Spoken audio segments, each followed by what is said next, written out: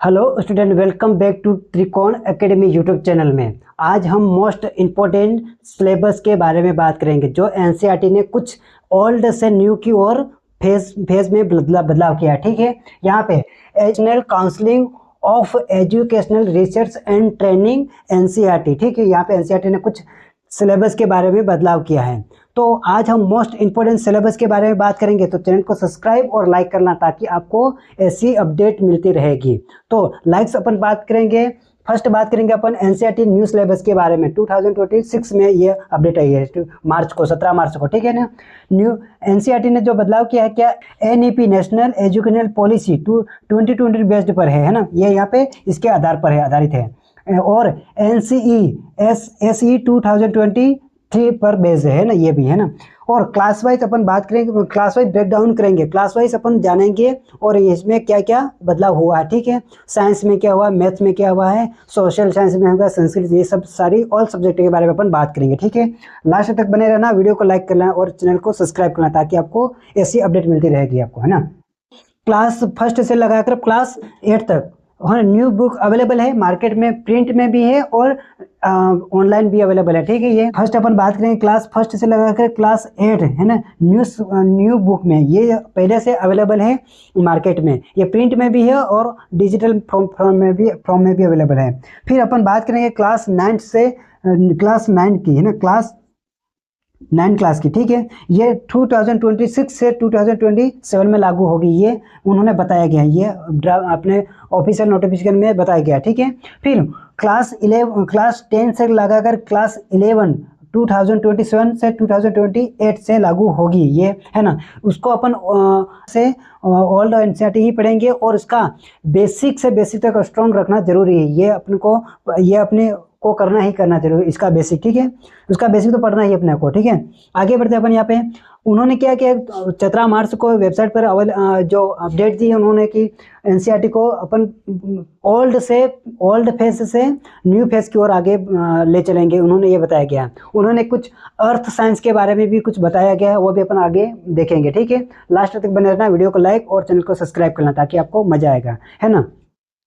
फिर आगे बढ़ते हैं अपन यहाँ पे national counselling educational research and training centre, है ना, ये तो अपन पढ़ लिया। ठीक है, फिर फर्स्ट लगाकर अपन ये क्लास वाइज देख लिया है अपन ने, क्लास फर्स्ट से लगाकर 8 न्यू बुक्स जो मार्केट में अवेलेबल है वो तो अपन को पता है। ठीक है, फिर क्लास 9 से 2026 से 2027 में लागू होगी, ये है ना, ये सब्जेक्ट।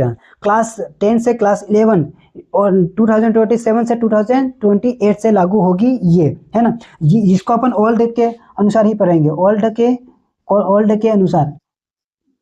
के अनुसार और बेसिक वाइज बेसिक स्ट्रॉन्ग करेंगे। ठीक है, बेसिक स्ट्रॉन्ग करना बहुत जरूरी है। ठीक है, यहाँ पे आगे बढ़ते अपन, उन्होंने क्या किया, एनसीईआरटी के ड्राफ्ट में सिलेबस को उन्होंने डाल दिया है ये। ठीक है, क्लास फर्स्ट से लगाकर क्लास 8 वाले, है ना। आपको फिर उन्होंने क्या बताया है, मैं आपको पढ़ के बता देता हूँ, क्या कुछ अपने पास है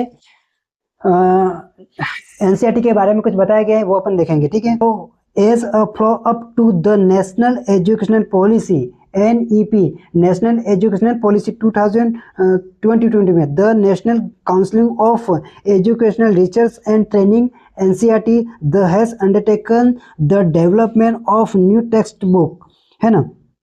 फिर across stage and subject areas in alignment with the recommendation of the national framework for school educational NCFSE 2023, है ना, ये बताया गया। The new NCERT text book for grade first, क्या है, ग्रेड फर्स्ट से लगाकर ग्रेड 8 तक न्यू बुक्स जो मार्केट में प्रिंट में और ड्राफ्ट में डिजिटल में अवेलेबल है। ठीक है, यहाँ ये बताया गया है। फिर the new text book grade 9 under development, ये ग्रेड 9 की जो डेवलपमेंट में फेज में है। ठीक है, यहाँ पे उन्हें ये बताया गया, will be made available for use from the academic season 26 से 2027 में ये लागू होगी। Onwards the draft syllabi for grade 9 based on the recommendations of NCFSE 2023 have been made available on the official NCERT website for reference and textbook। ये NCERT की website पे available है। उन्होंने क्या बताया गया है, उन्होंने बताया कि कैसे पढ़ना है, सब्जेक्ट को रटना नहीं, ये उन्होंने बताया गया है, और अपने को सिलेबस के अनुसार ही पढ़ना है और बेसिक को स्ट्रॉन्ग भी करना है, ठीक है, पुराने के अकॉर्डिंग भी पढ़ना है। टीचर्स को बताया गया teacher are advised to ensure that the required learning of the student adequately knew the textbook। Teachers को बताया गया है कि teacher are advised to the ensure that the new text book for grade 10 से लगा कर 11, ग्रेड 10 से लगा कर 11, ये कब होगा 2027 से 2028 में लागू होगी, ये उन्होंने बताया गया। Introduced from the academic season में लागू होगी वो, ठीक है, 2027 से 2028 में। onwards accordingly the existing